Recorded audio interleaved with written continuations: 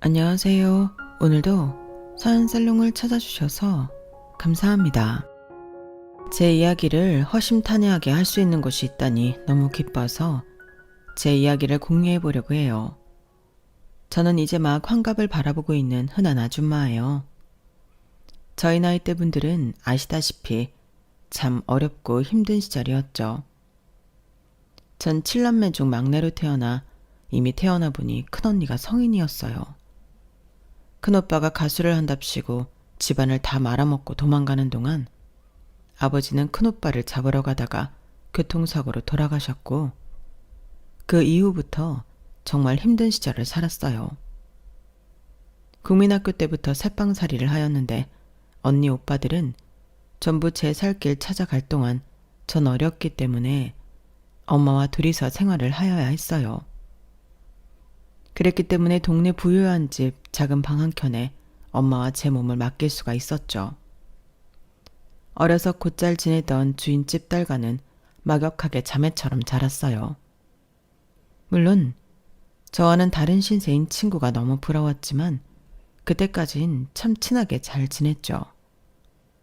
국민학교를 들어서면서부터는 친구는 다른 친구들과 어울리며 본인 집에 새방을 산다며 저를 놀리기 시작했어요. 속상한 날이 하루 이틀이 아니었고 예민한 시기였기에 그 말이 얼마나 상처가 됐는지 몰라요. 하지만 엄마는 갈 데가 없다며 늘 울고 불고는 저의 말을 무시하셨어요. 그때는 그게 그렇게 상처가 되고 속상했는데 제가 살아보니 엄마 마음에도 얼마나 상처가 되셨을지 짐작도 안 가네요. 제 자식에게 뭐든 다 해주고 싶은 것이 부모니까 말이죠. 그렇게 제 학창시절은 늘 놀림과 따돌림의 연속이었어요. 제 입으로 말하긴 그렇지만 얼굴이 예쁘장한 편이어서 그래도 남자인 친구들이 꽤 많이 저를 좋아하였는데 그것 때문인지 그 친구의 따돌림과 경멸은 더욱 심해졌어요. 그렇게 지옥 같은 중학교까지 보냈고 그동안 제 학비를 큰언니가 다 내주었는데 더 이상 학비를 줄 수 없다는 큰언니였죠. 사실 알고 있었어요. 큰언니도 여유가 있는 건 아니었거든요. 은호가 여자애가 그 정도 공부했으면 된 거야. 그러니까 그냥 살림에 이제 보태도록 해. 너도 우리 집 사정 알잖아. 언니, 나 유치원 교사 너무 하고 싶어. 그러려면 대학도 가야 하는데. 넌 염치가 있니? 우리 수준의 중학교까지 보내준 것도 감사하게 생각해. 그래 은호가 네 언니한테 고맙다고 해라. 너도 이제 네 앞가림은 해야지. 엄마조차도 학교는 그만다리라며 저를 다그치셨어요. 그 놀림과 멸시에도 참았던 이유는 저의 꿈을 위해서였는데 현실 앞에 부딪히고 나니 꿈을 접을 수밖에 없었어요. 제가 고등학교에 진학하지 못한다고 하자 새빵 주인 딸인 친구는 저를 대놓고 역시나 비웃더라고요. 역시 네 주제가 그렇지. 너 사실은 중학교까지 나온 것도 대단한 거야. 분수를 알아야지. 우리랑 같은 급이 말이 되니? 니네 엄마나 너나 참 웃긴단 말이야. 너 말 다 했어? 내가 너랑 같은 사람인데 분수라니. 그리고 네가 이렇게 잘 사는 집에 태어난 것 말고는 나보다 잘난 게 뭐가 있어? 공부도 못하는 게. 뭐야? 네가 쫓겨나고 싶어서 안달을 하는구나. 너 우리 엄마한테 다 말할 거야.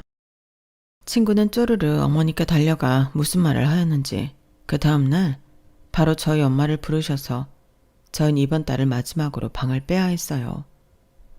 무려 12년을 살았던 새 방이었는데 한순간에 저흰 오갈 데가 없어졌죠. 그땐 내가 좀 참을 거리라는 생각이 복받쳐 올랐어요. 저희 엄마는 그 길로 큰언니 댁으로 가시게 되었고 형부가 있었기에 저까지 받아줄 수 없던 언니더라고요. 전 언니 손에 이끌려 동네의 한 미장원을 가게 되었고 그곳에서 먹고 자며 일을 배웠어요.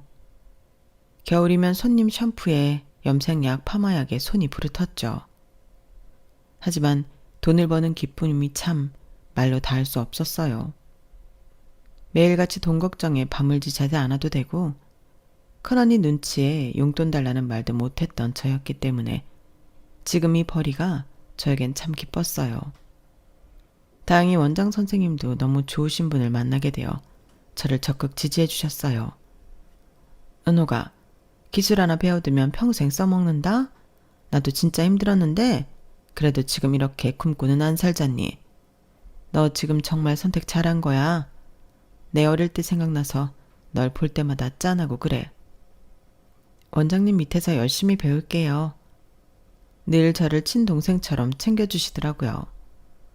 그렇게 한 푼 두 푼 모으며 일을 하고 있었던 그때 교복 입은 학생들이 웃으며 걸어가는 것을 보았고 수건을 털다가 마냥 부럽다는 생각을 하게 되었어요. 돈 걱정 없이 저렇게 살 수 있는 삶이 제일 부럽다는 생각 말이죠. 한참을 바라보고 있는데 아주 오랜만에 주인집 딸을 만나게 되었고 본인 친구들과 절 가리키며 비웃고 있었어요. 그리곤 수건을 널고 있던 저에게 다가왔죠. 딱이다. 너랑 진짜 어울려. 쥐도 새도 모르게 방 빼서 뭐하나 했더니 참나. 어머 수지야. 네가 말한 너희 집에 새들어 살았다는 애구나. 네 말대로 진짜 표독하게 생겼다. 그치. 관상이 이러니까 이렇게밖에 못 살잖아. 지질이 궁상 미장원이라니 천박해라. 아니다. 너한테 딱이네. 너 말 다 했어? 도대체 나한테 왜 그래? 네 말대로 없이 사는 나한테 왜 그렇게 자격지심이 심한지 모르겠다. 네 열등감이 불쌍할 정도야. 다시는 아는 척 해주지 말아줄래? 나도 진짜 싫거든. 제 말에 역시나 화를 내는 아이였어요. 안에서 원장님이 보시고는 예쁘고 착한 저에게 열등감이 엄청 날 거라고 위로를 해주었죠. 기분은 좋지 않았지만 제 갈 길 잘 가면 될 거라고 생각했어요. 그렇게 계속 열심히 기술을 배웠고 어느덧 전 성인이 되었죠. 그때까지도 계속 원장님 밑에 있었기 때문에 참 안정적이다 라고만 생각했는데 원장님은 제가 성인이 되던 해에 큰 물에서 놀으라며 저를 더 잘 아시는 도시에 큰 미용실 원장님께 소개해 주셨어요. 그곳에서는 미스코리아도 배출하고 제가 한 번도 보지 못한 연예인들도 자주 오는 미용실이었죠. 처음 기술을 가르쳐준 원장님처럼 따뜻한 분은 아니었지만 그래도 제 커리어가 커갈 수 있게 참 많이도 도움을 주신 분이었어요. 전 그렇게 디자이너로서 자리를 잘 잡아갔죠.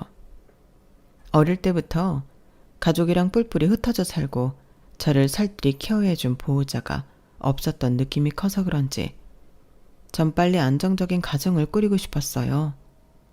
내 아이한테만큼은 정말 더 잘해주고 싶고 사랑하는 사람과 평생을 약속하며 도란도란 살아가고 싶었죠. 이런 생각이 많아질 때쯤 어려서부터 꾸준히 저와 연락을 자주 하던 동네 오빠와 연락이 닿았어요. 늘 바빠도 저를 보러 와주고 힘들어도 저에게 위로가 되어주는 사람이 된 동네 오빠였는데 저도 모르게 정이 들어버린 거예요. 오빠도 저를 좋아한다고 느끼던 때였고 그렇게 고백을 해서 만나다가 결혼을 하면 되겠다라는 상상을 했어요. 하지만 고백을 하러 가는 날 동네 오빠는 저에게 결혼을 한다고 했고 얼굴이 조금은 씁쓸해 보였어요. 결혼 상대는 다름 아닌 그렇게 저를 못살게 굴고 괴롭히던 주인집 딸이었거든요. 너무 벙쪄서 말이 나오지 않더라고요. 나와 같은 마음인 줄 알았던 사람인데 결혼이라니. 그것도 저와 원수나 마찬가지인 주인집 딸과 말이죠. 전 눈물을 삼키며 마음을 숨겨야 했고 결혼을 축하해 주었어요. 그리고 그 이후 동네 친구에게 듣기론 저와 동네 오빠가 좋은 만남을 가지고 있다는 것을 안 주인집 딸이 회방을 놓은 거라고 하였죠. 너 수지 성격 몰라? 어떻게든 너보다 잘나 보이고 싶어 하잖아. 알고 보니 걔네 엄마가 너랑 그렇게 사사건건 비교했다 해. 넌 지원 하나 안 받는데 공부도 잘하고 걘 맨날 꼴찌에서 2번째. 그러니 미움을 얼마나 받았겠어. 그게 다 너한테 돌아간 거야.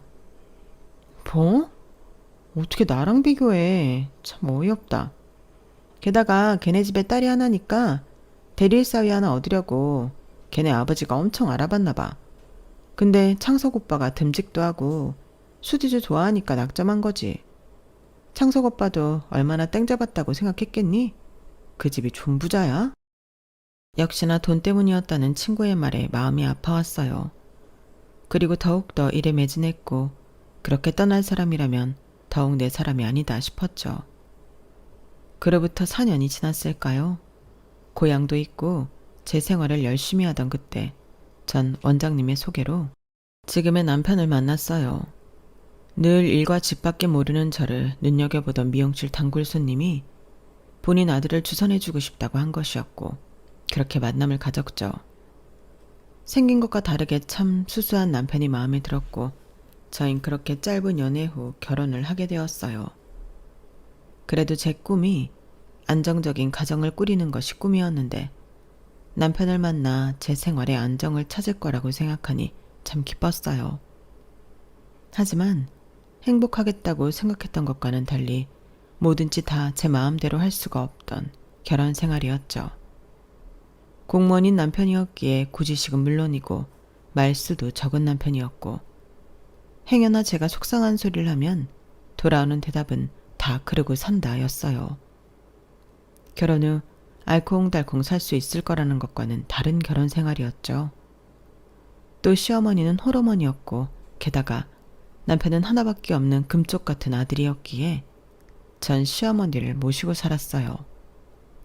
결혼 전 저를 마음에 들어 하시던 시어머니였지만 시어머니는 호랑이 같은 면이 있어서 저를 자주 다그치셨어요. 아침에 애비 출근하는데 뜨끈한 국 하나 없냐? 너네가 어쩜 그렇게 무지하니? 하여간 이래서 학벌은 좀 보라고 한 건데 내가 큰 실수를 했다. 애비가 국은 괜찮다고 해서요. 다음엔 국까지 같이 올려놓을게요. 그걸 고지고대로 들어? 멍청한 것. 시어머니는 늘 저에게 저렇게 멍청하다며 핀잔을 주었어요. 결혼을 하고 시어머니가 일을 그만두었으면 좋겠다고 하셔서 일까지 그만두고 전 살림에만 몰두했고 결혼 생활을 하며 애 셋을 낳았죠. 무뚝뚝한 남편의 호랑이 같은 시어머니였지만 자식들을 보면 참 행복하다는 말이 절로 나왔어요.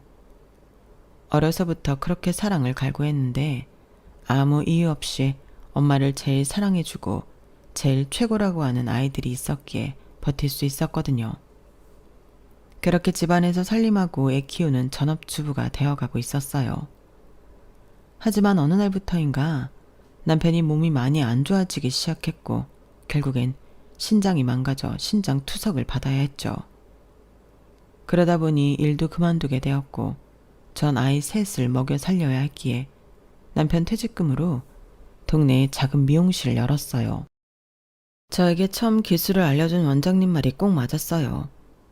기술을 배우면 평생 걱정 없이 먹고 살 수 있다는 말이었죠. 전 그렇게 동네에 작은 미용실을 열어 버는 족족 아이들을 공부시켰고 남편의 병원비를 내야 했어요. 가끔 너무 지치고 힘들더라고요. 내 인생 왜 이렇게 쉬운 게 하나 없나 하는 생각도 들면서 파마를 말다가도 울고 염색을 하다가도 울고 샴푸를 하다가도 울고 그런 시절을 겪어내었죠. 하지만 생각을 해보면 우리 엄마는 나에게 아무런 것도 안 해주셨지만 난 이렇게 벌어서 우리 애들의 뒷바라지를 해줄 수 있으니 얼마나 좋아 라고 생각하며 버텼어요. 무뚝뚝한 남편도 제가 힘들게 일하는 걸 아는지 그래도 눈치껏 애들 밥도 챙겨주고 가게에 나와 청소도 해주며 저를 도와주었어요. 단 하나 호랑이 같은 시어머니는 그것조차도 마음에 들어 하시지 않더라고요. 남자가 집안일이 웬 말이며 가게를 왜 도와줘? 참나 넌 아주 좋겠다. 자상한 서방 만나서 네 일 다 도와주고.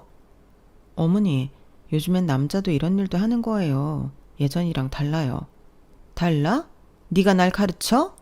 우리 아들이 너 만나서 아픈 거야. 알아? 아, 엄마 그런 소리 하시지 말라니까. 막말로 너 만나서 아프기 시작하고 그 찰랑 공무원도 때려친 거 아니니? 그게 다 네가 재수 없어서 그런 거라고. 여자가 미용을 하면 팔자가 쓰다는데 딱 널 두고 하는 소리다. 그런 저를 좋다고 하셨잖아요. 어머님은 참 변하지도 않고 저에게 화를 많이 내셨어요. 오히려 남편이 아프고 나서는 더욱더 저 때문이라면서 탓을 많이 하였죠. 너무 속상하고 슬펐지만 그때마다 그만하라는 남편과 큰딸이었어요. 딸은 할머니 말에 매일같이 반박을 하며 제 편을 들어주었죠. 할머니, 그만 좀 해. 지금 엄마가 얼마나 힘든지 몰라? 알면서 제발 그만해. 뭐? 저기 집에 가 지 엄마 닮아가지고 버르장머리 없는 것? 소영아, 얼른 들어가. 할머니한테 그게 무슨 말버릇이야. 이렇게 얘기했지만 아무도 들어주지 않는 편을 딸아이 혼자만 들어주는 것 같아 내심 고마움에 눈물도 흘린 적이 많았어요. 내 노고를 그래도 자식들은 알아주는구나 싶었죠. 전 속상한 날에도 늘 웃으며 최선을 다했고 오로지 자식들을 위해 버티고 버텼어요. 큰애가 대학에 들어가면서 남편도 어느 정도 건강을 찾았죠. 지나온 세월 악착같이 살았는데 이제 좀 마음의 여유를 갖고 살아야지 싶었어요. 하지만 시어머니가 중풍으로 쓰러지셔서 병수발을 해야만 하는 시기가 왔죠. 다들 요양원에 보내라. 절대 못 모신다 했지만 그래도 우리 애들의 아빠를 생각해서라도 제가 모시고 싶은 생각이 들었어요. 저에게 미운 말만 하고 늘 속상하게 한 시어머니였지만 차마 대놓고 요양원에 못 보내겠더라고요. 전 미용실 일을 조금 줄이고 시어머니 병수발을 같이 하였어요. 풍에 걸리셔서 몸이 온전치 않으심에도 저에게 화를 내시는 것은 여전하였는데 저도 내공이 많이 쌓여서 어머님을 상대해 드릴 수 있었죠. 그렇게 미운 정이 쌓여가는 병수발이었어요. 하지만 제 노력에도 어머님은 병을 얻은 지 2년 만에 돌아가셨고 돌아가시기 직전 본인의 몸을 아셨나 싶더라고요. 소영애미야, 고맙다. 네가 우리 집에 시집와서 고생만 하고 참 미안해. 어머님, 무슨 말을 그렇게 하세요? 사람이 변하면 안 좋은 거라던데. 됐어요. 그런 말 마시고 완쾌하셔요. 내가 미안해. 내 아들이 불쌍하다는 생각만 하고 너를 나무랐어. 아픈 아들만 생각한 내가 참 못된 시엠이지? 아니요, 충분히 이해해요. 넌 참 착하고 좋은 애인 걸 뻔히 아는데도 말이 그렇게 나왔다. 저도 자식 낳아봐서 알잖아요.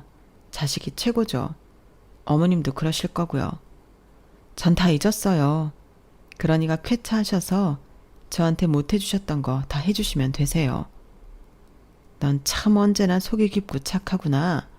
내가 그래서 너를 알아본 거지. 사실 너 처음 봤을 때 우리 아들 짝으로 딱 점지해 두었어. 성실하고 얼마나 순수해 보이던지. 그리고 원장한테 듣기로는 집도 힘들게 산다고 하고 말이야. 저 미워하셨으면서 그런 말씀 왜 하세요?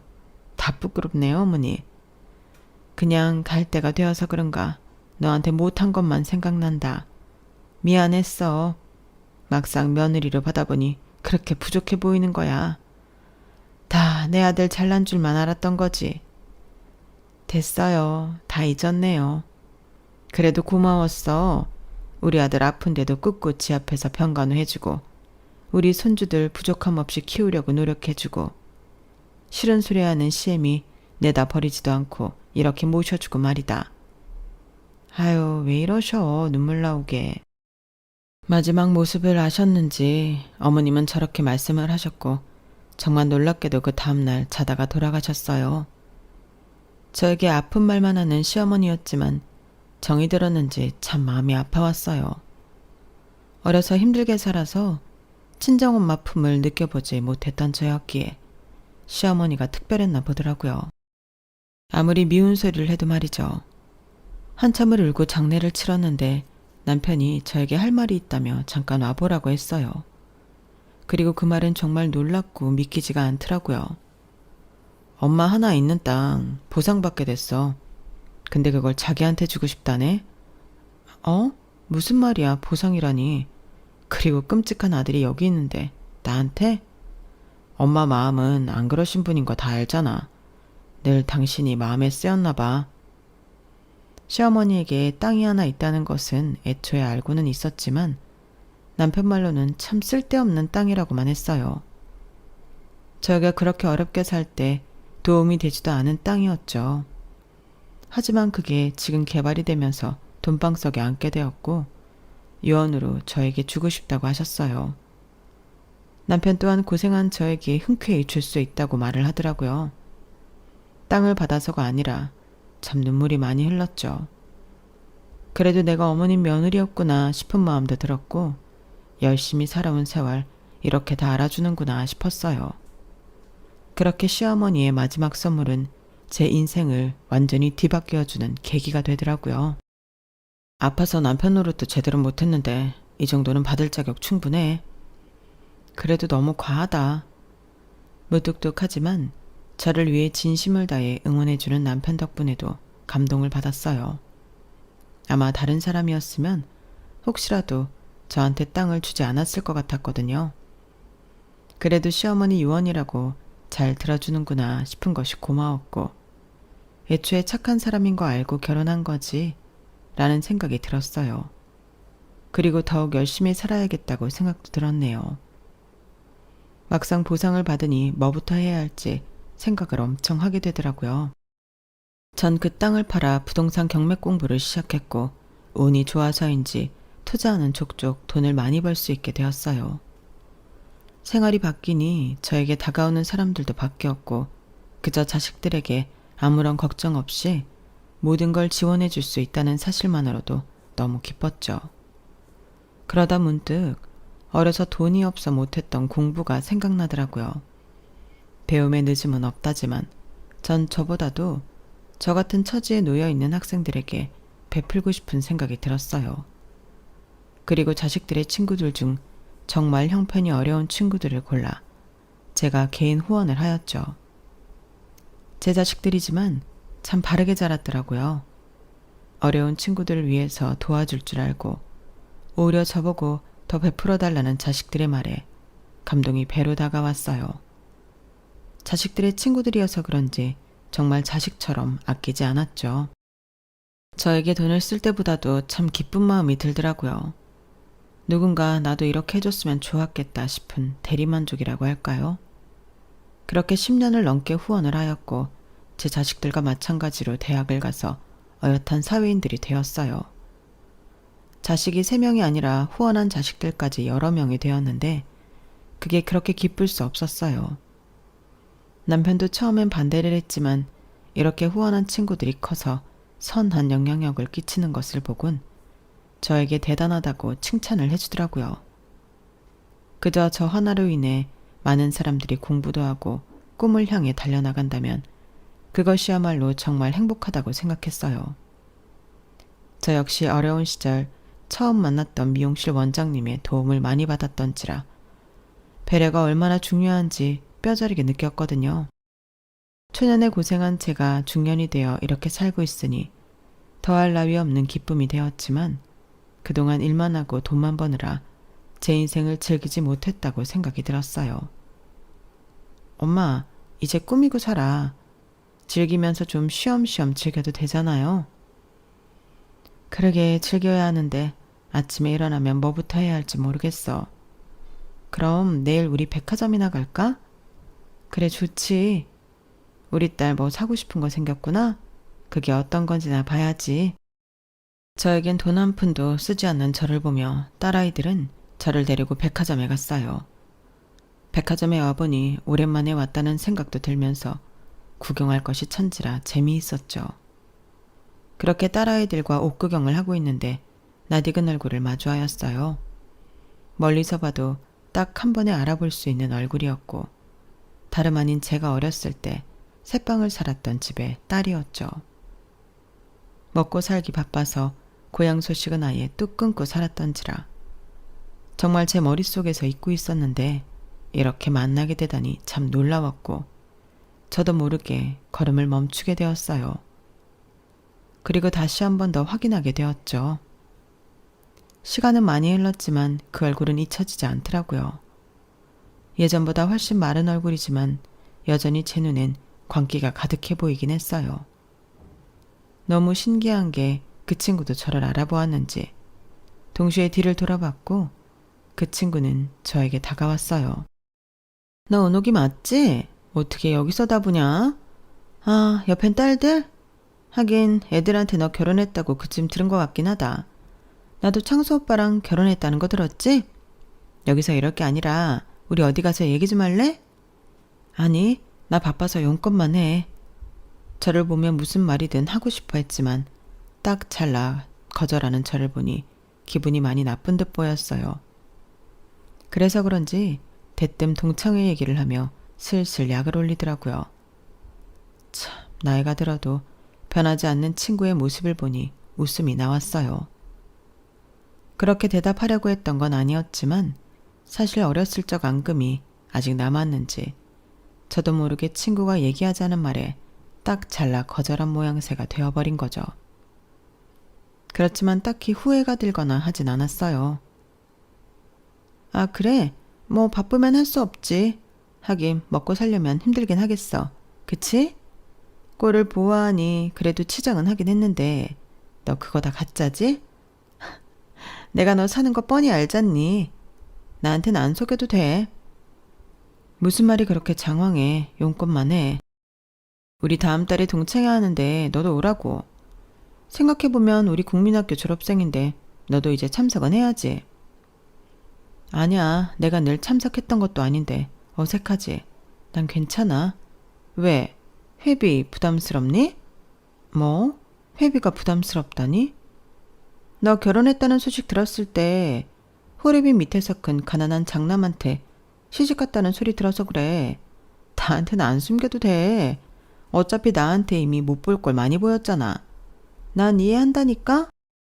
너무 낯선 단어 동창회라는 말에 거절했지만 친구는 회비를 운운하며 저를 무시하였어요. 그래, 언제까지 이런 애한테 무시를 당해야 할까 싶어 그 자리에서 동창회를 가겠다고 하고 동창회가 가입되어 있는 네이버 밴드에 초대받았어요. 우리 막 일부러 부담스럽게 하진 않거든. 다들 워낙 이씨 살다 보니 과하게 꾸미는 거나 이런 것도 지겹잖아. 그러니까 그런 짝퉁 안 걸치고 와도 돼. 뭐? 짝퉁? 뭐 눈에 뭐만 보이나 보다.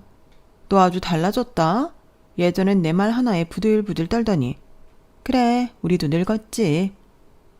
그렇게 몇십 년 만에 만난 친구는 저를 역시나 조롱하며 자리를 떠났고 동창회에서 만나자는 말을 하였어요. 그 모습을 가만히 보고 있던 딸들도 난리가 났죠. 엄마, 저 아줌마 뭐야? 진짜 어이없네. 엄마 인생에서 제일 최악의 인간이야. 어린애도 아니고 동창회 하는 말에 참 웃음이 나왔고 딸아이들 보기도 그랬는지 왜 저러냐고까지 하였죠. 중년의 여자가 되어서 어른이 되어간다지만 동창은 나이만 먹은 것 같았어요. 그리고 딸들은 여자 마음 본인들이 잘 안다며 동창회 때 절대 기죽게 할 수 없다면서 저를 머리부터 발끝까지 요름 스타일로 세련되게 꾸며주었어요. 제가 딸 둘의 아들 하나인데 사실 딸 둘을 낳고 시어머니한테 꽤나 미움을 많이 받았는데 이렇게 나이 들어보니 딸만한 친구들이 없더라고요. 그렇게 딸들의 도움을 받고 저는 난생 처음으로 저에게 큰돈을 써봤어요. 사실 돈만 벌고 남을 위해 쓸 줄만 알았지 저를 위해 써본 적은 없었거든요. 그리고 대망의 동창회 날이 되었고 참 떨렸어요. 종종 연락했던 친구들은 있었지만 그마저도 남편이 아프고 먹고 살기 바빠 연락이 끊어졌었기 때문에 30년 만에 가는 동창회란 정말 떨렸죠. 친구들은 어떻게 변해 있을까라는 생각이었고 사실 성인이 되고 몇 번은 가봤었기 때문에 중년의 친구들이 궁금했어요. 동창회 장소가 제가 아는 장소였기 때문에 막힘없이 도착할 수 있었고 그렇게 도착한 동창회에서 친구들을 만나게 되었어요. 힘들게 살았던 시절 저를 업신여겼던 친구들도 많았지만 진정으로 가슴 아파해준 친구들도 만나게 되었죠. 아, 은옥이 아냐? 너 딱 알아보겠다. 아직도 곱구나? 왜 이제 나왔어? 순미구나. 반갑다 정말. 뭐 먹고 살기 바빠서 그랬는지 다 사는 게 그렇잖니. 그래도 그때 연락 딱 끊고 섭섭했어. 오랜만에 보는 친구들은 제 가슴을 찡하게 만들었어요. 인생에서 가장 놀림도 많이 받고 자존감도 떨어져 있던 시절이어서 저의 과거를 다 아는 친구들이지만 저를 응원해 준 적도 많았거든요. 저를 업신여겼던 친구들도 이제 중년이 되니 저를 보고 참 반가워하였어요. 은호가 정말 반갑다. 안 그래도 네 연락처 물어보려고 했는데 아무도 모른다는 거야. 나이 드니까 너만 생각나더라. 그때 내가 왜 그랬는지. 아니야, 난 괜찮아. 그때 다 어렸잖니. 그래도 너무 미안해서 내가 너를 못 잊었어.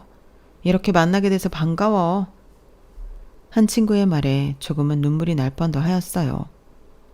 그래도 이렇게 사과를 받게 되는구나 싶었거든요.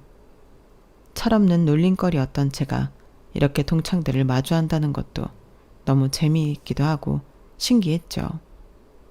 오히려 이런 계기로 만난 게 너무 좋은 느낌이었어요. 친구들과 하하호호 떠드는 자리였고 어색할 줄 알았던 만남이었지만 옛 친구가 좋다는 게 이런 거구나 싶은 것이 정말 재미있었어요. 그리고 저와 꽤 오랜 시간 연락을 하고 지낸 친구가 의미심장한 소리를 하더라고요. 창수 오빠 알지? 그 오빠는 이미 세상 떠났어. 그래도 이 정도는 알아야지. 너랑 꽤 친했었잖아. 어머 어쩌다. 아니 건강했잖아. 술이 웬 수지 뭐. 수지도 올 때가 됐는데 왜 안 온담? 수지 기억하지? 당연하지. 여기도 수지 때문에 온 거야. 어머 너 초대한 게 수지야? 너 수지랑 연락하고 지냈니? 아니 우연히 만났어. 그래서 소개시켜주더라고. 고맙지 뭐. 이렇게 너희를 만나게 되고 지금은 너무 좋아. 그러게 수지가 웬일이니? 큰일 했네. 어렸을 적 제 짝사랑 오빠가 이 세상 사람이 아니라는 말에 많이 놀랐지만 지병이 있었겠거니 했고 너무 어릴 때 좋아했던지라 잘 실감이 안 나더라고요. 그렇게 이런저런 얘기들을 하고 있는데 드디어 문제의 동창이 나타났어요. 멀리서도 저를 똑바로 쳐다보며 왔죠. 저를 발견하고 기괴한 웃음을 지으며 걸어오는데 사실 얼굴만 봐도 뻔하더라고요. 어렸을 적 절 업신여기며 무시하고 본인을 치켜 세우던 친구였기에 오늘도 그런 자리를 만들고 싶어서 날 초대했구나 싶었어요. 어머, 진짜 왔니? 난 그래도 안 올 줄 알았는데. 하긴 맛있는 거나 먹고 가. 왜 안 와? 오니까 좋구만. 종종 나올게. 아우 근데 어디서 파마약 냄새 안 나니? 너 파마 말다 왔어? 하긴 미용일 했었잖아. 오랜만에 보는데 우스갯소리 좀 하자. 여전히 천민티는 못 숨기네? 친구는 이런 얘기를 하려고 저를 꼭 동창회에 오라고 한 것처럼 보자마자 저에게 파마나 많은 천민이라고 했고 그 순간 분위기는 얼음장처럼 얼어붙었어요. 그 동창은 변한 게 없었고 저에게 아직까지 자격지심이 있어 보였죠. 친구의 말에 다른 친구들은 급격히 제 눈치를 보기 시작했고 저 친구 또 저러네 라는 표정으로 안절부절 못하였어요. 그때는 속수무책 당하기만 했지만 사실 지금은 그때와 제가 많이 달라져 있기도 했죠. 너 무슨 말을 그렇게 하니? 은옥이 당황하게. 그냥 웃고 즐기기나 하자고. 왜 장난도 못 치니? 우리 예전에 이러고 놀았잖아. 친구인데 이런 것도 못 참아? 넌 정말 여전하구나. 너무 그대로라 오히려 반갑다. 거봐 반갑대잖니.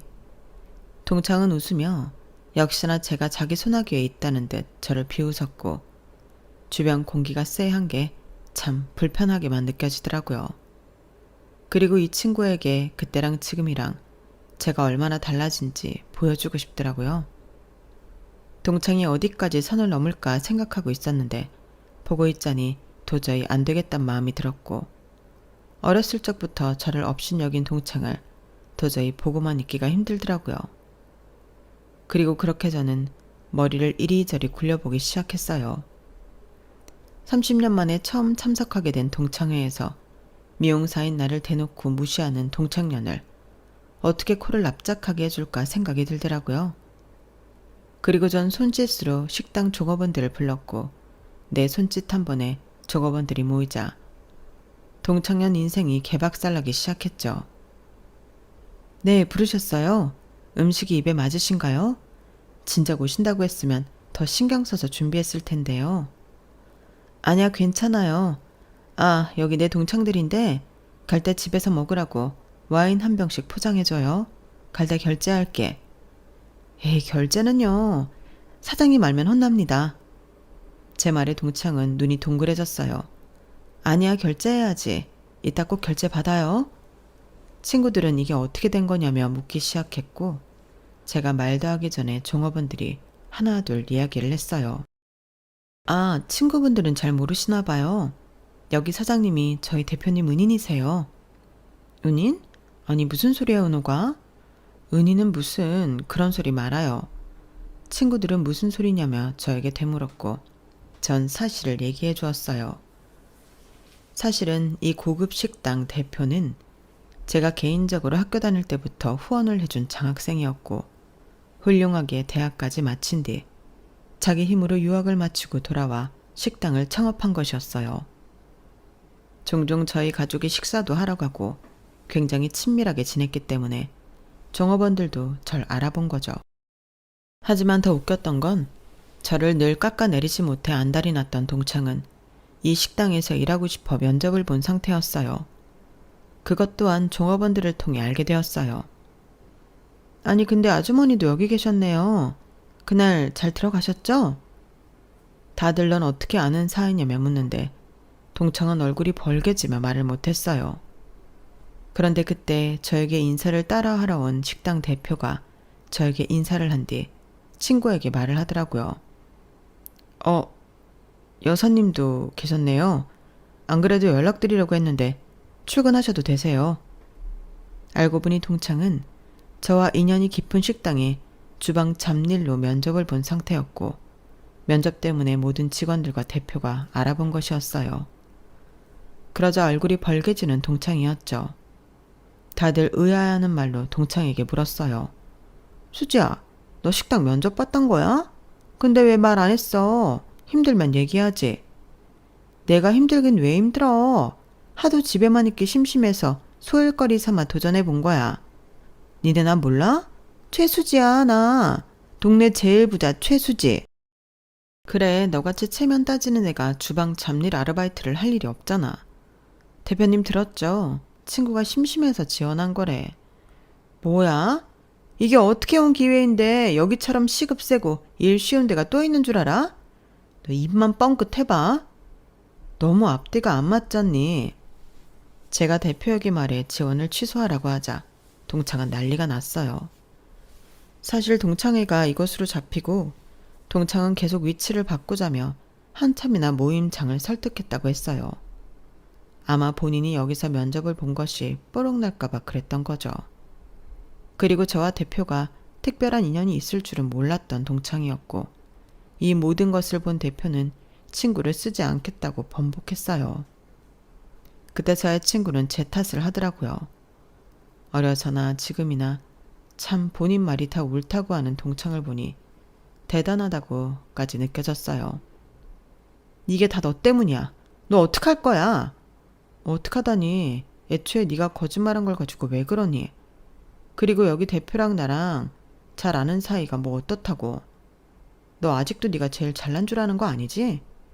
보아하니 힘들게 사는 것 같은데 자존심 세우지 말고 열심히 살아. 제 말에 친구들은 웅성웅성 대기 시작했어요.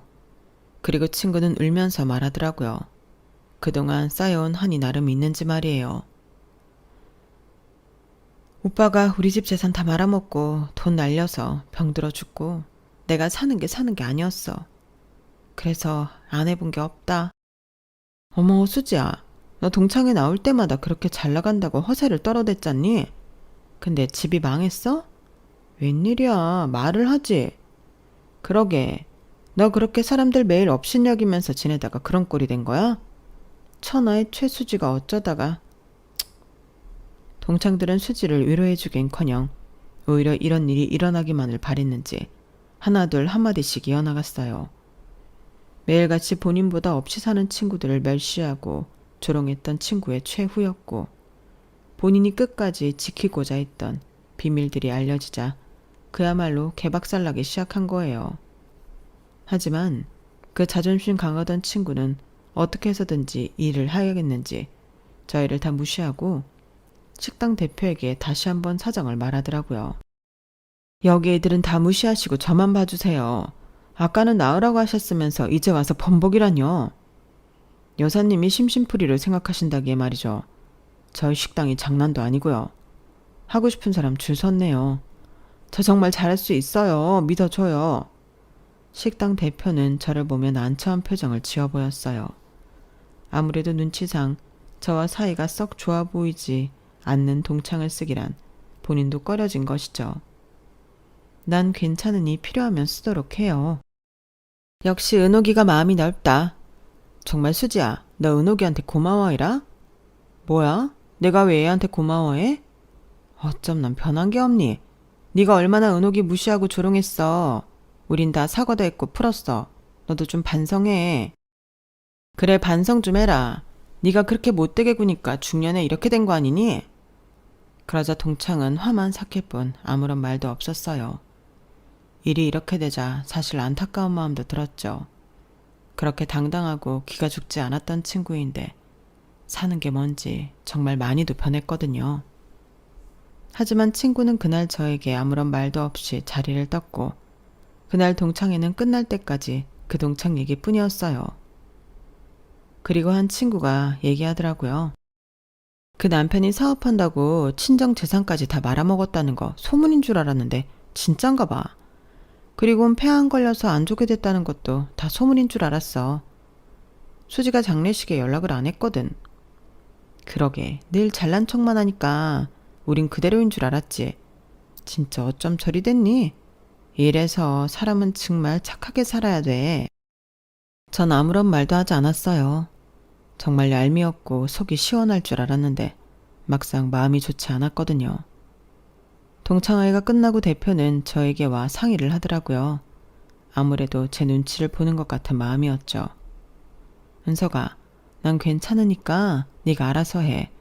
다 옛날 일이고 또 보니까 일도 잘할 것 같더라. 그래도 사장님 아니었으면 제가 이렇게 되지도 못했을 건데 앙숙 친구를 종업원으로 쓸 수 있나요? 한사코 동창을 안 쓴다는 말에 전 괜찮다고 10번이나 얘기하였고 결국 친구는 식당에 출근할 수 있었어요. 식당가에서 페이도 세고 일도 힘들지 않다고 소문이 나서인지 친구는 어떻게 해서든지 여기서 꼭 일하고 싶어 했기에 저한테 연락이 왔죠. 달가운 소식은 아니었지만 그날 그렇게 헤어지고 마음이 좋지 않았던 것은 사실이었기에 친구를 따로 만났어요. 그렇게 없이 산다고 무시하더니 나한테 연락을 다 하고 웬일이니? 은호가 고맙다. 그리고 미안해. 순간 귀를 의심했어요. 태어나 처음으로 수지한테 듣는 사과란 정말 잘못 들은 거 아닌가 싶었거든요. 어려서 그렇게 미워해서 미안해. 나도 나름 사연이 있었는데 그래도 합리화하면 안 되는 거지. 사실 오빠도 너랑 연락하는 거 뻔히 알면서 좋아한다고 했어. 어차피 우리 집이면 오빠도 좋아할 거라니까. 내가 그래서 벌 받았나 봐. 간간히 소식 궁금했는데 그래도 이렇게 잘 사니까 너무 좋다. 더 많니? 갑자기 왜 이래? 그냥 고마워서. 사실 나 일 꼭 해야 해. 그래, 잘 됐네. 사과는 됐고 잘 지내길 바래. 그리고 볼일 없게 하자. 전 이 말을 끝으로 자리를 떴어요. 눈물이 조금 나올 것 같았거든요. 그냥 모두 행복했으면 좋겠다는 생각이 들 무렵 제가 간 줄 알았는지 친구는 어딘가에 전화 한 통을 했어요. 가식 떨기도 힘들다. 진짜 큰일 날 뻔했네. 애들이야 손절하면 그만이지 뭐. 그런데 일 구하기가 쉬워? 돈도 빵빵하고 지원도 많이 해주는데 이렇게 쇼라도 해야 사장이 날 계속 써줄 거 아니야. 안 그러니? 아마도 다른 사람에게 하는 말이었어요. 그리곤 뒤돌아 저를 보고 깜짝 놀라 핸드폰까지 떨어뜨렸고 절 보며 덜덜 떨더라고요. 그럼 그렇지. 사람 바뀌면 죽는다더라. 너 같은 애는 아마 장수할 거야. 참나. 역시나 넌 인성이 대단한 애야. 은호가, 그게 사실은 내 말 좀 들어봐. 정말 유치하지만 오히려 조롱에 가까웠다고 생각을 하니 못 참겠더라고요. 성인군자도 아니고 전 그렇게까지 반성하지 못하는 그 친구를 역시나 후회하게 해줘야겠다고 생각했고 그렇게 바로 식당 대표에게 전화를 했어요. 은서가, 유치하지만 도저히 안 되겠다. 네가 그 아줌마 고용하면 나 앞으로 니네 식당 가는 거 불편할 것 같네. 아, 그러세요? 에이, 그럼 안 쓰면 되죠. 걱정 마세요. 일할 사람 많아요. 제 전화통화의 동창은 입을 떡 벌어지게 벌리더라고요. 너 지금 내 취직 자리 캔슬로 온 거니? 그랬는데? 불쌍하다고 생각했는데 내가 한참이나 잘못 생각한 거지. 넌 평생 네 주둥이 때문에 매일이 후회스러울 거야. 이제 우리 다시 보지 말자. 제 말에 동창은 본색을 드러냈어요. 야, 네가 부자면 얼마나 부자야. 옛날 부자 최수지 정도도 아니면서 어디서 까불 쳐. 하여간 없이 사는 것들이 돈 좀 만지면 저렇게 변한다니까? 너 참 옛날 좋아한다. 그래, 평생 과거에 머물러서 살아. 그게 정신건강에도 좋겠다. 네가 잘나면 잘 됐지. 나한테 이래도 돼? 우리 엄마가 불쌍한 것들 걷어서 새빵살이하게 해줬으면 은인인 거지. 돈 다 내면서 살았어. 뭘 얼마나 은인이었다고 그래? 네 말 한마디에 나랑 엄마 오갈 데 없는 거 뻔히 알면서 쫓아낸 사람도 너희 어머니셔. 그건 네가 하도 없이 살면서 잘난 척하니까 그런 거지. 없이 살면 입 다물고 가만히 있어야 되니? 그래, 네 마인드가 그러니까 너 지금 입 다물고 살아. 지금 네 위치에 딱이니까. 뭐야? 이게 진짜? 제 말에 분을 못 이겨하는 동창이었고 정말 그것이 마지막이 됐어요. 동창회를 가도 그 친구는 한 번을 나오지 않았고 그 친구의 소식을 들은 친구들의 말에 의하면 빚이 너무 많아 파산 신청까지 했다고 하더라고요. 파산 신청이 되니 아무것도 할 수 없어 근근히 먹고 살아가간다고 했고 죽은 남편과 사이에서 낳은 자식들조차 엄마가 돈이 없으니 괄시한다고 했어요. 참 인생의 말로가 어찌 그리 쓸쓸할까요. 그리고 저와의 인연도 이렇게 이어진 게 보통 인연은 아니다 생각했어요. 부잣집 외동딸에서 남을 비난하고 무시만 하다가 본인이 그런 처지가 되어보니 아마도 뼈저리게 느끼고 있을 거라고 생각이 들어요. 그리고 저 역시 성공은 했지만 자만하지 않으려고 하고 있어요. 전 지금도 어렸을 때가 많이 한이 되어 힘든 사람들을 돕고 싶은 생각이 많은 사람 중에 하나거든요. 동창들은 제가 이렇게까지 성공할 줄 몰랐다고 했지만 온전히 제 힘이라기보다 성실하게 살아온 저에게 온 기회이자 감사라고 생각해요. 그렇기 때문에 더욱이 더 베풀고 싶은 거고요.